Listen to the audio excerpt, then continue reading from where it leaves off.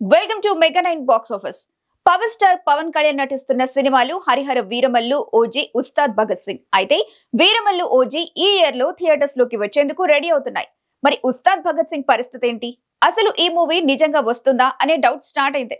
కారణం ఏంటంటే first schedule లో ఓ వారం రోజుల పాటు షూటింగ్ చేశారంతే. అంతకు మించి ఈ సినిమాకి సంబంధించి ఏమీ జరగలేదు.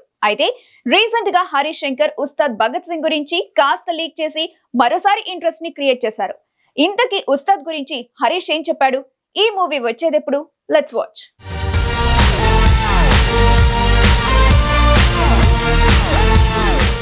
పవర్ స్టార్ పవన్ కళ్యాణ్, హరీష్ శంకర్ కాంబోలో గబ్బర్ సింగ్ మూవీ రూపొందడం, ఆ సినిమా బాక్సాఫీస్ దగ్గర సెన్సేషన్ క్రియేట్ చేయడం తెలిసిందే.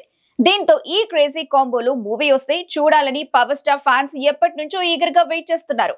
ఈ కాంబోలో మూవీని అనౌన్స్ చేసినప్పుడు అభిమానుల ఆనందానికి అవధులే లేవు. ఇక ఉస్తాద్ భగత్ సింగ్ గ్లిమ్స్ రిలీజ్ చేసిన తర్వాత అయితే ఆకాశమే హద్దు అనేలా అంచనాలు ఏర్పడ్డాయి. వీరమల్లు, ఓజీ గురించి అప్పుడప్పుడు అప్డేట్స్ వస్తున్నాయి, కానీ ఉస్తాద్ గురించి మాత్రం ఎలాంటి అప్డేట్ లేదు. అయితే ప్రదీప్ రంగనాథ్ నటించిన return of the dragons pre release event కు హరీష్ శంకర్ గెస్ట్ గా వచ్చారు.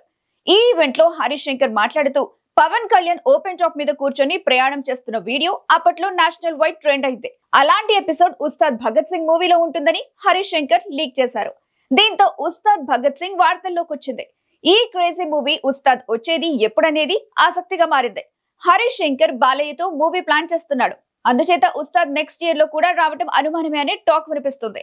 పవర్ స్టార్ ఎప్పుడు డేట్స్ ఇస్తారు, కాలం ఎప్పుడు కలిసి వస్తుందో చూడాలి. మరి ఈ మూవీ విషయంలో ఏం జరుగుతుందో.